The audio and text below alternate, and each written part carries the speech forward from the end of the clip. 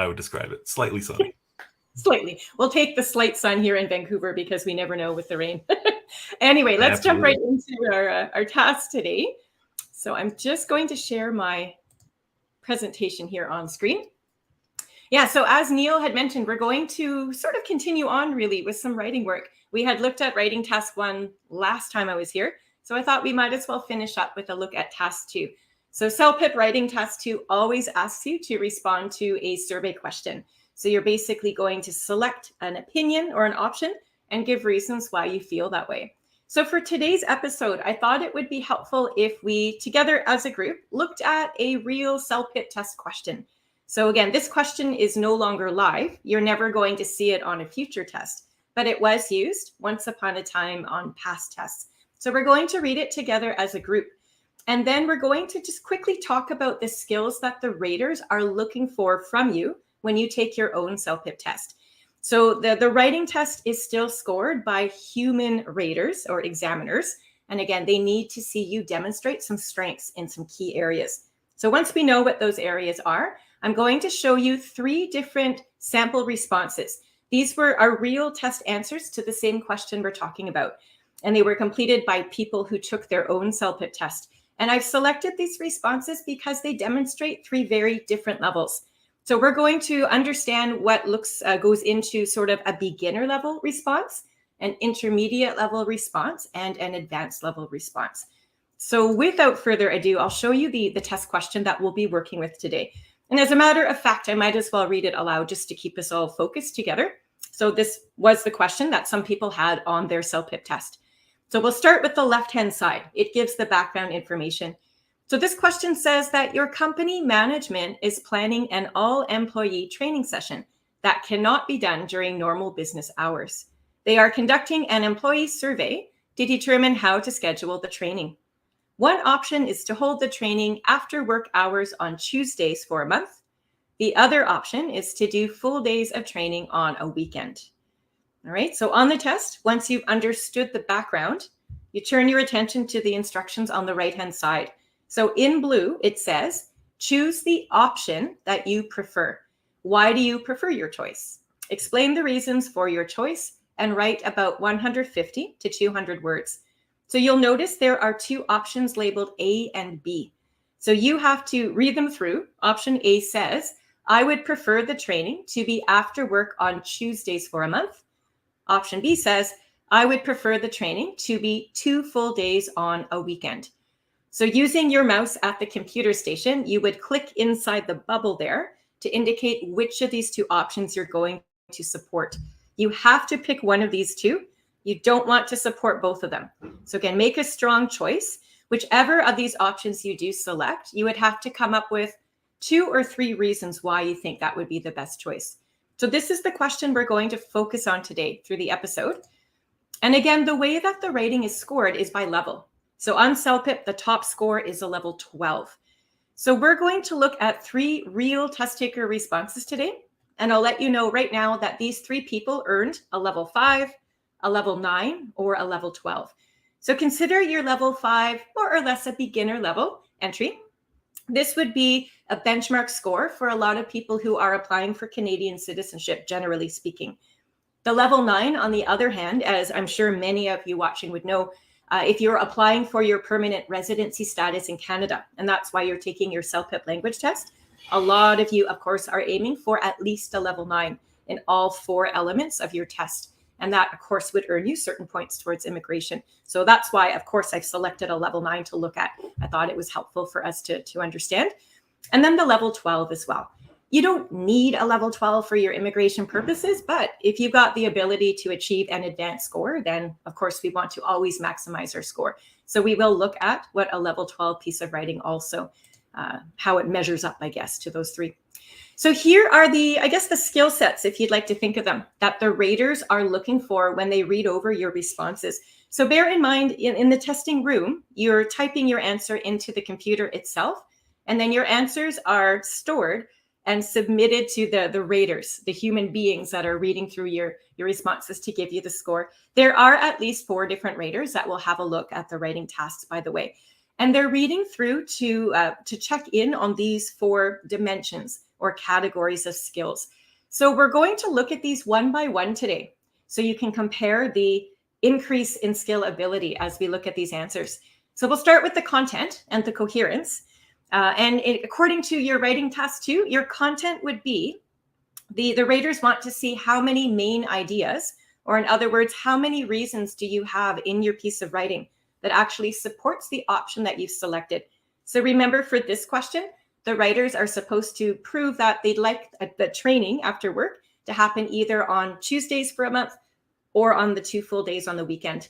So again, whichever option has been selected, the raters need to double check that we've got 2, possibly even 3 main reasons why you feel that way.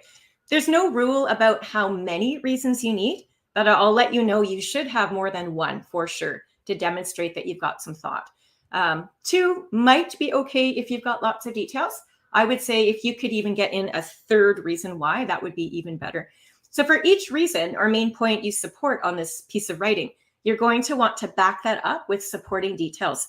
So the more descriptive detail you can add in, so think of those 5 W's, the who, what, where, when, why. If you can insert these types of details when you're explaining your points, you're going to make it very easy for the reader to understand your feelings and support your opinion. You're also going to elevate the quality of the response. It's going to be more interesting to read. So this is exactly what you'd like to do to hopefully earn high scores under the content area of the response itself. Your coherence, by the way, is the organization. So it's how smoothly the ideas fit together. So we're going to start by introducing the option we've selected at the top, and you'll have your main reasons then in the middle paragraphs. So main reason, couple supporting details, main reason, couple supporting details, and a short concluding statement at the end would be fine. So I'm going to show you the first of 3 responses now, and we're going to start at the beginner level at level 5, and we'll work our way up until we get to level 12. Now, as we read through this response together, I'm sure you're going to notice that there are some writing and grammar mistakes, and perhaps there are some vocabulary choices that don't make sense. And that's fine. We'll talk about those elements later on in the session coming up soon. But for just right now, I was hoping we could only focus on the content details. So I'm going to ask you to take about 20 seconds of time to skim read this over. Your job as you're reading it to yourself right now is to try to figure out which of the 2 positions or opinions this person is supporting. So do they want to have the training on Tuesdays after work, or would they rather have the training on the weekend for the Saturday, Sunday? So please figure that out first if you can, and then try to identify the reasons why this person feels that way. So I'll give you 20 seconds to skim it through by yourself to start, and then I'll guide the discussion through.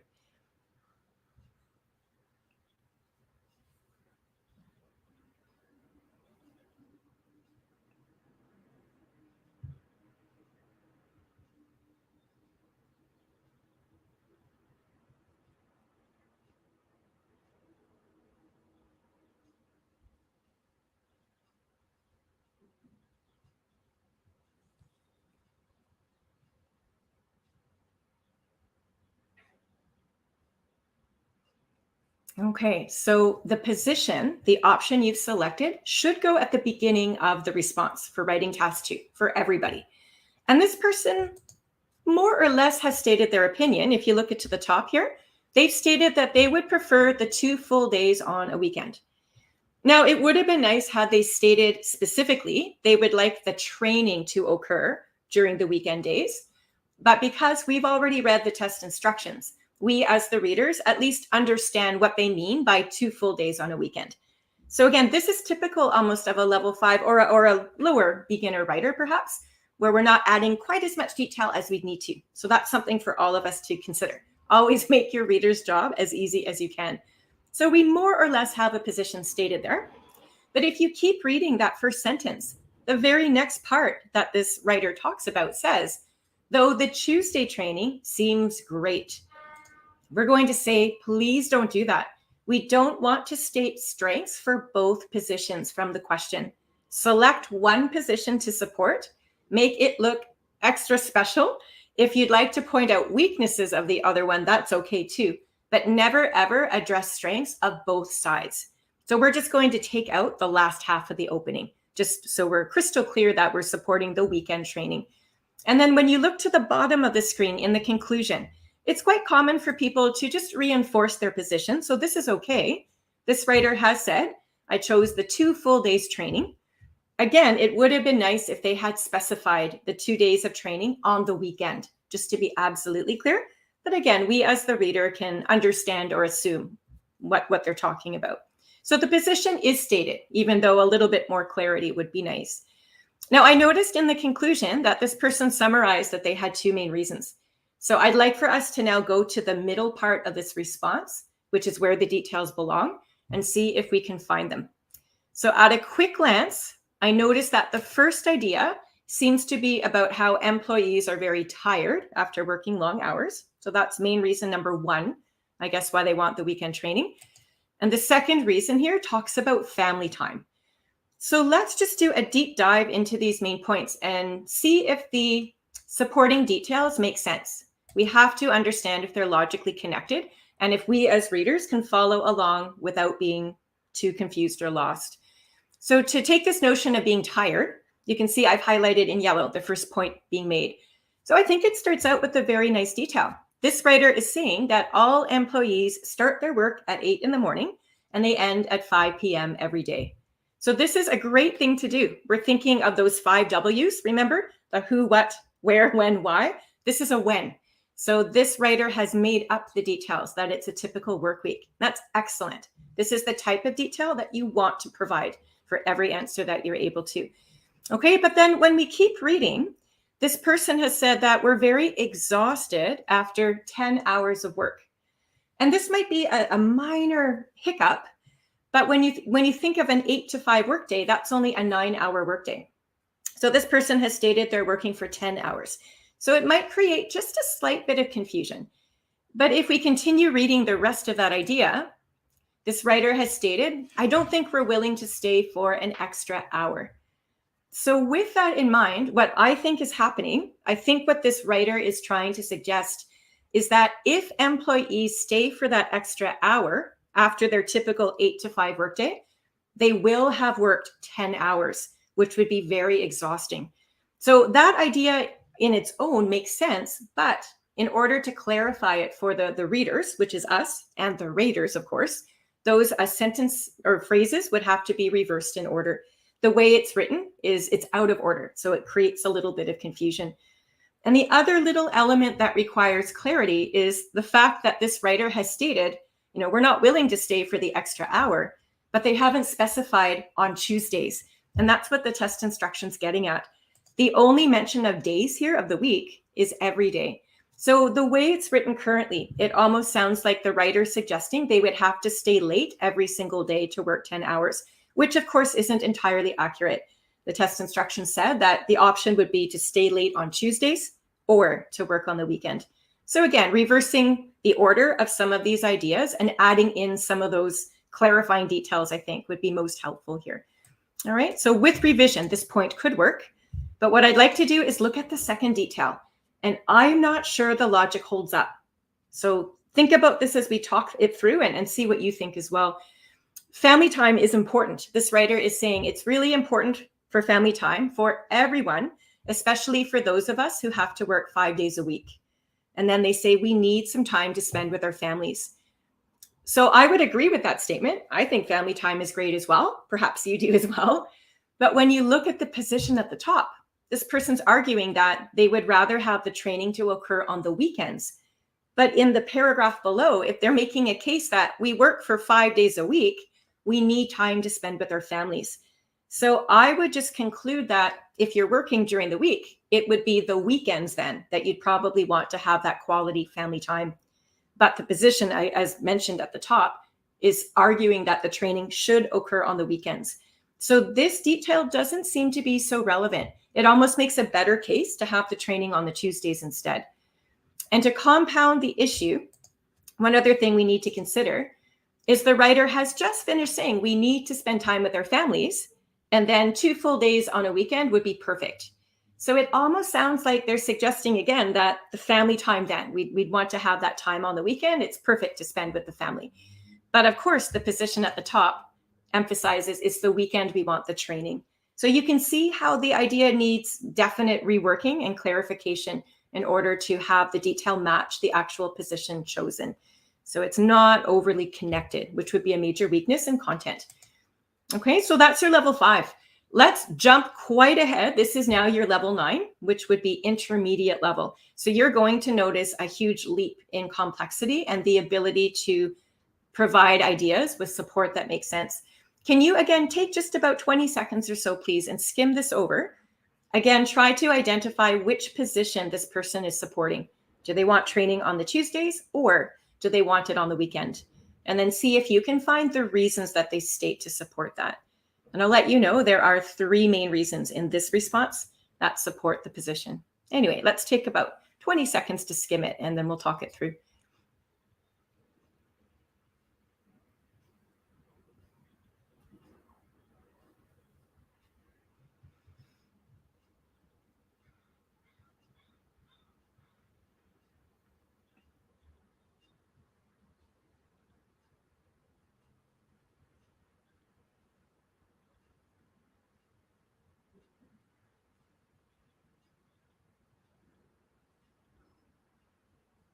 Okay, so hopefully you've got a sense of it anyway.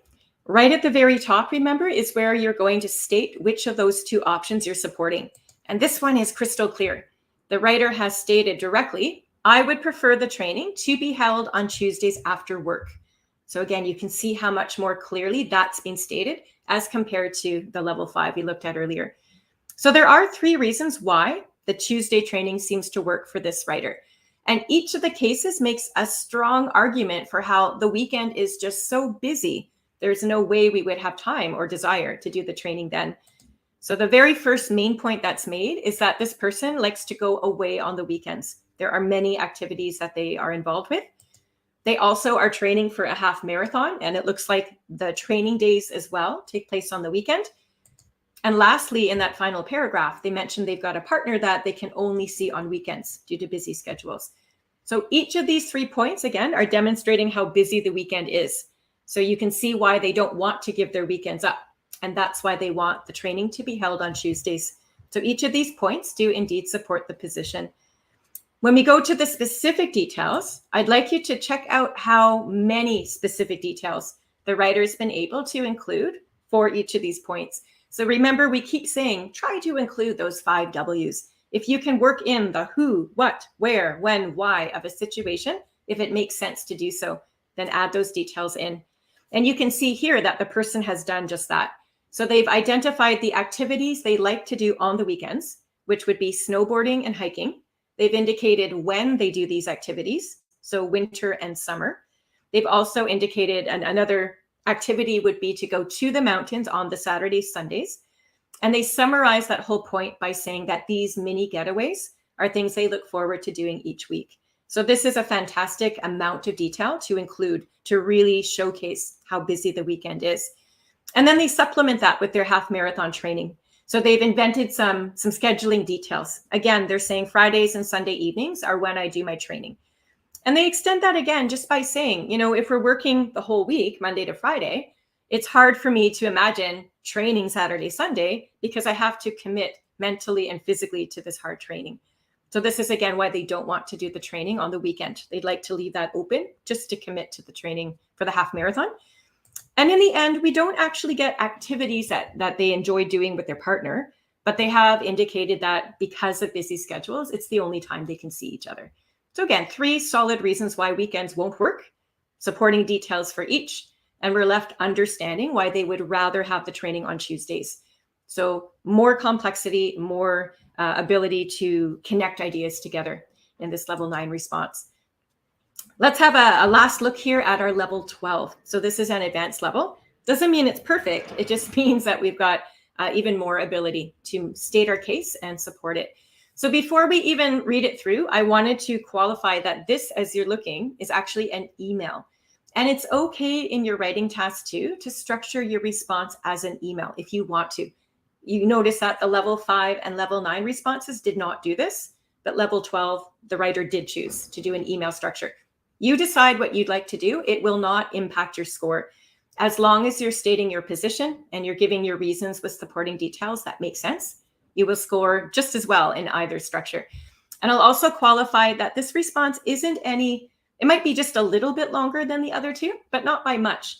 I had to split the response on 2 different screens simply because of the email structure. We're leaving more spaces between the paragraphs.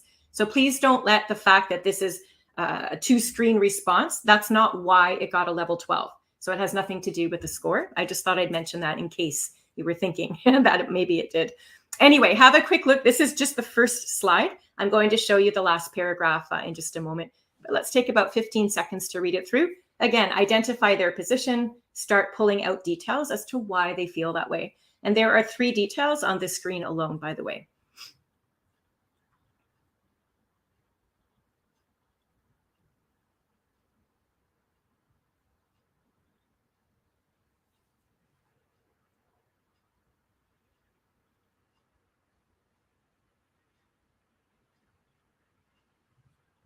Okay, and quickly, this is the final paragraph and then the sign off for the email. So we'll quickly read it through.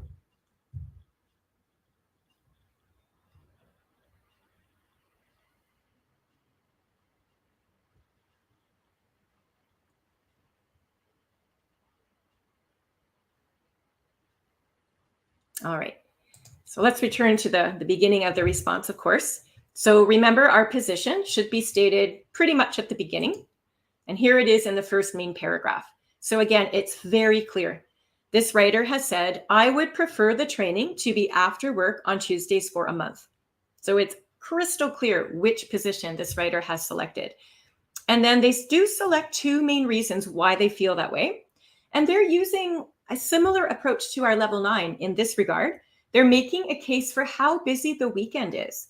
So they say they spend time with their families on the weekends. They also have projects or household chores to do on the weekends. So again, this is why they don't have time for the training on the weekends itself. And then that bottom response here, this is where I think you're going to notice the type of thinking that goes into this level 12 does show a little bit of a higher level of critical thinking, as we saw in the level 9. So rather than just start naming off activities, which are concrete things, like our level 9 person was talking about snowboarding and hiking and spending time with their partner, all of those are great ideas. And that's what these 2 first ideas did, family time, projects around the house. But this third idea in the bottom, where he's talking about stress for the entire team, look at the way it's been supported.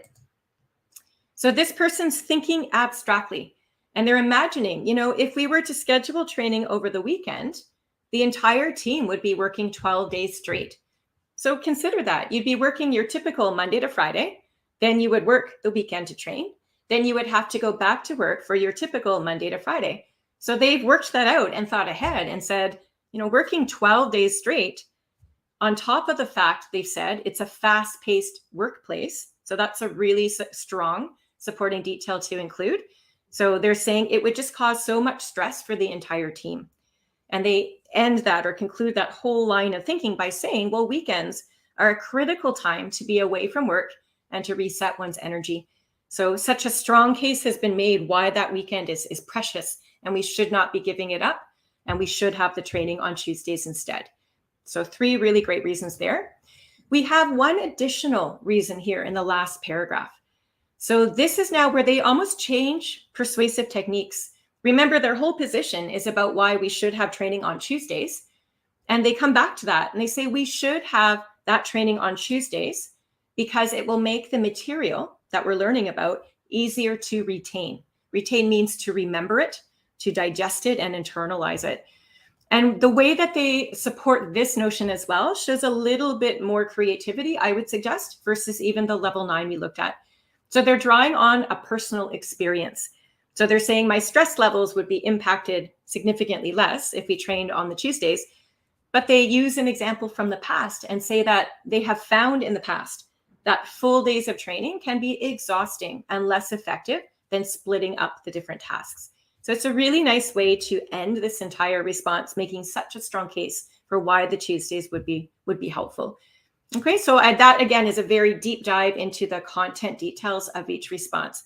So you can see how we went from a level 5 where we've got sort of some basic ideas, but they need some clarity to really support the position.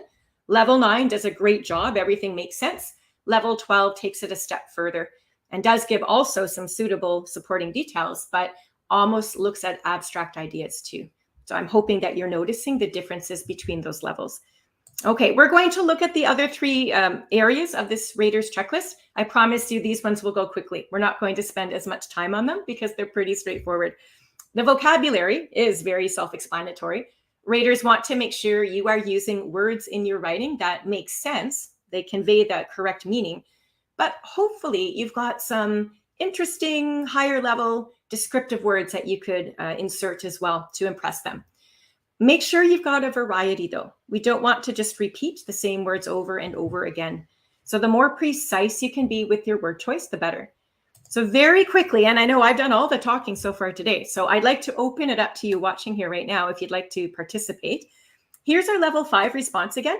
Can you just do a very quick scan? So just let your eyes fall over the words on screen.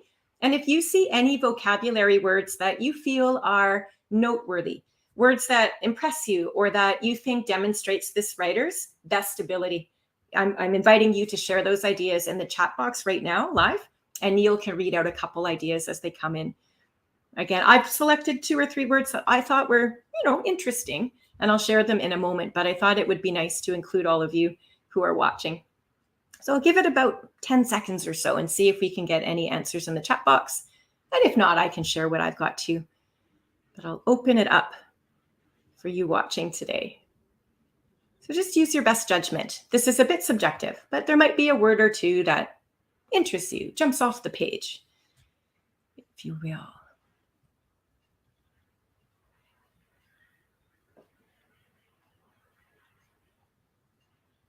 All right, I'll give you 5 more seconds. And if not, I will show you some ideas. No one jumping in on the stream just yet. We have a few general questions that I'd like to save for later in our session, but no one's thrown their hat into the ring just yet. Okay, maybe I've scared them off with our big talk about content. I highlighted these words again just at a quick glance. I thought that they were noteworthy. So words like extremely exhausted, for level 5 especially, I think that's wonderful. This expression, willing to stay. And even at the bottom, talking about input for the survey. I thought those were nice, solid examples of words that make sense, but they're also very precise and interesting. On the other hand, though, I don't know if you noticed when we read, there are some words that are not correctly used. So I noticed these 3 here. So that first one where he's saying, he or she is saying family time's important for everyone. It should be especially for us who have to work 5 days a week. And then it should say, we definitely need some time to spend with our families. And at the bottom, I think what they mean is, thank you for asking me to provide input for this survey. So again, I think as readers, we understand the gist. We understand what this person is trying to communicate, but there are some word choice errors that might make it a little bit less clear. So I just thought I'd point those out as things to try your best to avoid if you can. Here's your level 9. And again, just for time's sake, since we weren't too successful getting ideas from you in the last response, I'll maybe just quickly highlight some words as well that I thought were extra precise. So level 9, remember, is intermediate level. You've got lots of complexity starting, or at least more consistently. So it makes sense that you would have many more higher level words to share from. So we're naming precise activities like snowboarding and hiking. We've got some interesting transitions here. On top of that, she says, I'm training for this half marathon. She talks about physically and committing to a full work week and so on. So lots of very precise and smooth vocab there. There's one word that perhaps she misspoke. I think here when she's talking about her half marathon training, she means that she's committing mentally and physically. So she accidentally wrote mentality. So small mistake, but again, it's just one mistake. It doesn't affect our ability to understand the main points of this entire response. So I wouldn't say that would impact the score at all. So for those of you watching, don't feel you have to have a perfect response in order to score well. The raters are not looking for perfection. They're looking at the big picture of the entire response. So with so many excellent word choices on the screen, making one little tiny mistake is really not going to impact it either way. Okay, and level 12, as you might imagine, is going to have even more examples probably that you can select that show precision and interest. And I'll just highlight a whack of them here on the first page.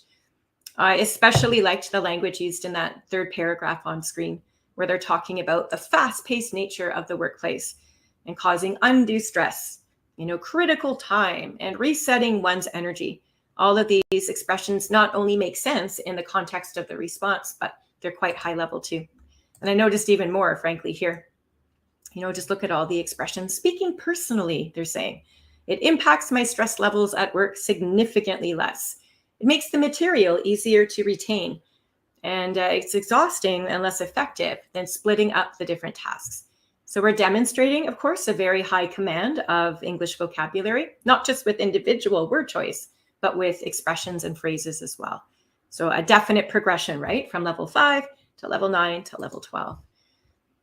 So that's your vocab. Your readability focuses on your format. And by this, I don't mean your email format or not, because that doesn't matter for writing task 2, but we have to paragraph our responses appropriately.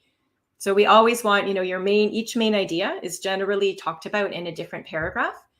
Your sentence structure here is important. So this is a good way to start racking up points, hopefully, towards a more complex level.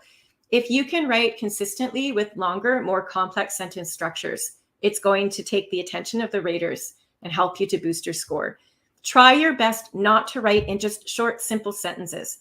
So find ways to connect those short ideas together using appropriate transitions and conjunctions. Okay, now I think when we start learning English anyway, the most common words we learn first would be words like and, but, and so. And it's okay to use those words when it's appropriate, but I would encourage you to try to find more higher level or more creative ways to connect those sentences. If you're only using the word and to connect all your ideas together, it's going to be considered quite simple and basic. So that would not be worthy of, say, the level 9 in that particular category. So again, there's so many different conjunctions in English. You can mix and match, learn different ways to connect these sentences together. That's part of the score. And so too is your writing ability, things like grammar. So think about your subject-verb agreement, your article usage, your prepositions, and all those fun skills that you've been practicing, I bet. So at a quick glance here for level 5 again, you'll notice that most of the sentences are quite short and simple. And I'll just point out one as an example. So this one says, all employees start their work at 8 and end at 5. So again, short and simple structure. We do have quite a high reliance on the word and all the way through whenever they're trying to connect ideas together. Oftentimes we're using the word and. So again, it's a little bit of it's entry level, and level 5 is more of a beginner level. So that would make sense. When it comes time to the writing and grammar mistakes, of course, it's characteristic to find more of those at the lower levels too. So in a nutshell, if you look at all of the errors that we've highlighted on screen, they actually fall into 7 different categories. So we've got capital letter mistakes. I've noticed some verb tense and article usage errors. We've got some subject-verb agreement problems and some singular plural issues. Some of the verb forms are not quite correct, and there's the odd punctuation as well. So again, we can make sense of the ideas, and that's characteristic of level 5. They answer the question in their own way, but again, we need to fine-tune the response by correcting these mistakes too. It'll make it easier to read overall when those revisions are made. When you jump to that level 9 again as an intermediate level, you are starting to notice more consistent complexity. So again, this sentence starts here, it ends here. We're starting it all off with a transition. On top of that, I'm also training for a half marathon, so my Friday and Sunday evenings are kept free from training. So we're using different transitions and conjunctions or connecting words within the same sentence to connect ideas together. And that's pretty characteristic for most of this response. There are still some tiny writing mistakes we did notice. So the preposition at has been incorrectly used in both cases. We should be saying on the weekends rather than at the weekends. Small mistake. Winter and summer, they don't need capital letters. They're not proper nouns. And in that second paragraph, we're missing a comma. We need to have a comma between the words marathon and so, just to separate the ideas. But again, even with these mistakes here, we could still very easily read the ideas. They don't hinder or impede our ability to do so. So again, you will probably have some mistakes at the level 9, but they won't be major, and there won't be many of them, I wouldn't say. Level 12, just like the level 9, the sentence structure is showing creativity and variety. So again, we're not just sticking with the simple words like and, but. So we're starting our sentences off with different types of joining words. So here's a really nice transition. Additionally, here's a good connecting word, if, da, da, da, da, and then due to the fast-paced nature, I believe. So we're always sort of varying the way we're starting sentences and connecting them together. And the only tiny, tiny mistake is right at the end. As far as a writing standpoint, this is what I would call a careless error. I guess they didn't realize they had put an S there by mistake. So it should say, thank you. Thank you for your consideration of my preferences. So level 12 might have the odd little mistake, but again, they'll be so minor that it won't impede the understanding of the whole thing. Last but not least, let's talk about task fulfillment. So the raters want to make sure that you are answering the question fully, but they need to make sure too that your details are relevant. In other words, they're on topic and they actually support the position that you've selected. So that's key. The tone that you're creating in your writing also needs to be appropriate for the task. So tone is it's the emotion you're creating through your word choice. So I'd say the tone in all of these is fine, it's adequate, but I'm going to show you some examples of better tone. All right, even though we're presenting our opinion, we never want to sound like we're being bossy and forcing it on someone. So I think all of our writers have handled that well today, and the word count counts as well. So between 150 and 200 words is what the raters are looking for.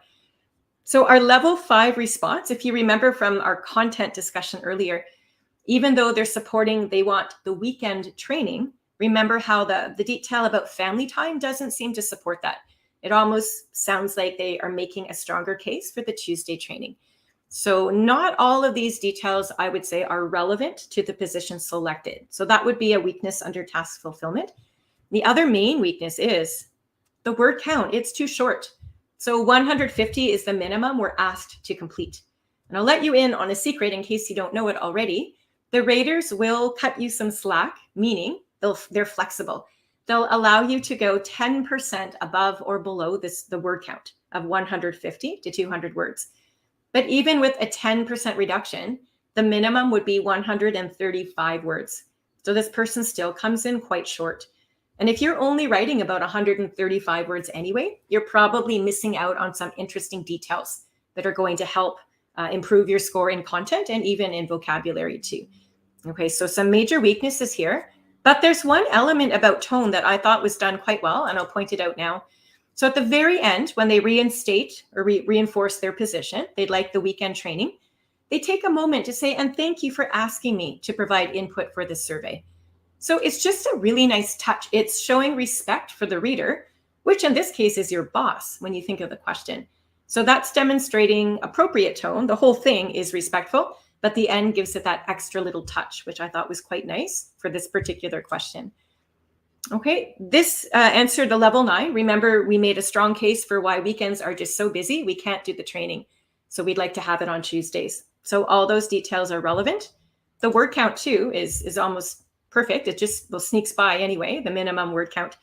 We don't have any mention of thanking the boss for allowing us to do the survey, and that's okay.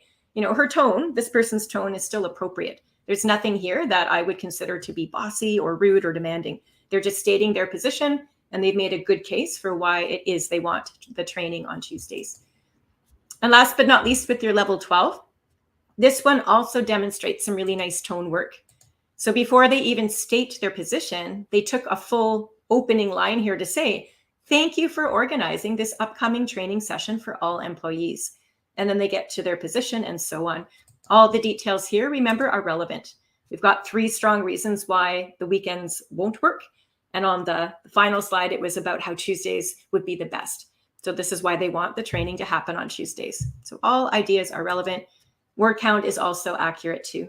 So I think the level 9 we said was 154 words. So the level 12 is 177 words. So I don't think the word count per se has made a huge impact in score. It's only about 20 words different, right? But I guess in 20 words, you can still squeeze in some extra vocabulary words or transitions and so on. So my best recommendation for each of you is to try to get closer to 200 words anyway. You don't want to, if you just write 150, you still can add the extra, is what I'm saying, to really make sure you've got lots of ideas there that the raters can choose from.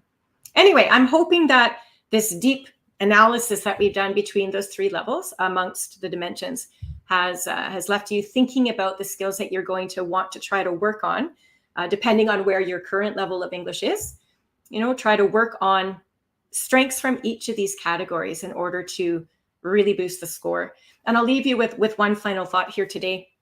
I always say to test takers who take our webinars, we do so many of them, practically speaking, if you're only spending your study time at home working on one of these elements, so let's just say vocabulary is the skill that you're really practicing most of your study time on, and you come into CELPIP and you demonstrate a very strong and sound vocabulary, you'd probably score very well then under the vocabulary dimension.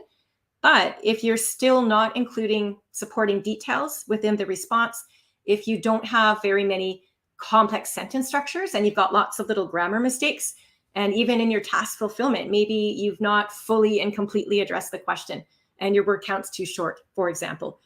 Just because you do very well under one of these areas, like vocabulary, if you're not demonstrating many strengths in the other areas, that won't be sufficient enough to climb an entire level on that score chart.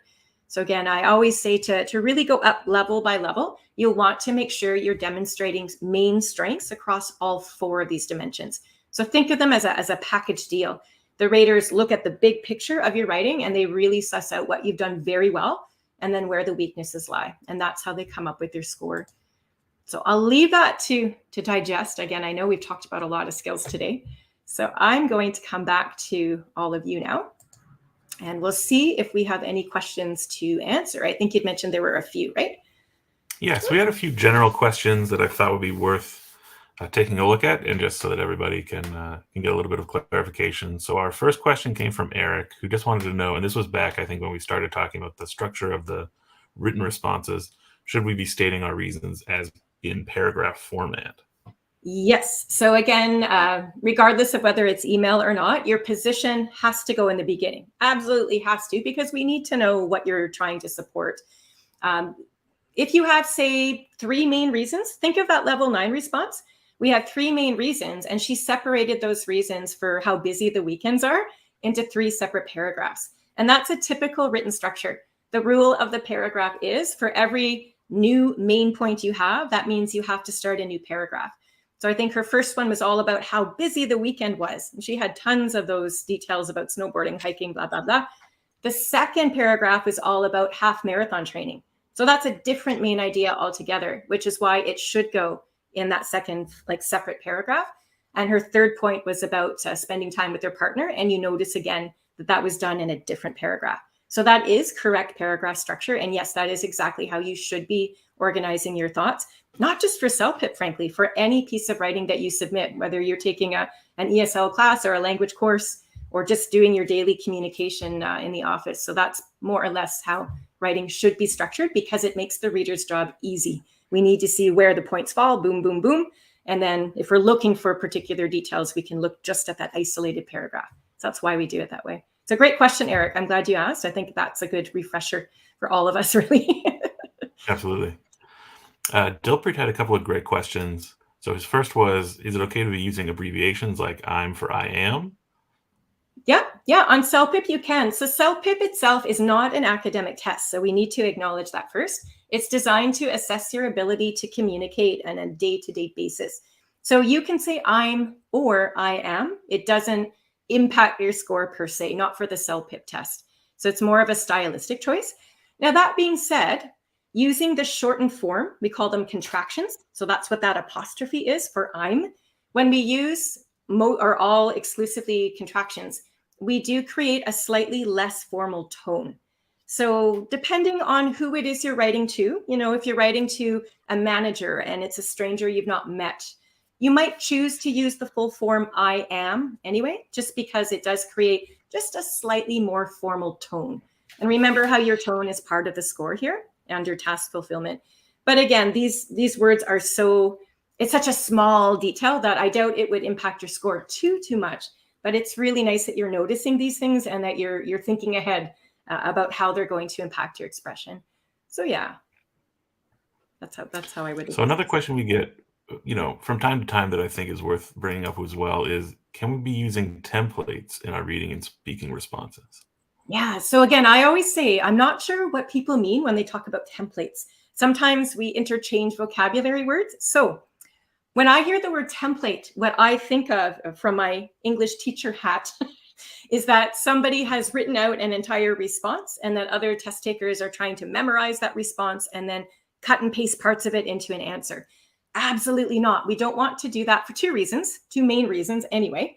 First of all, we have to make sure that the ideas we're including, or all those main details, actually address the question on the test.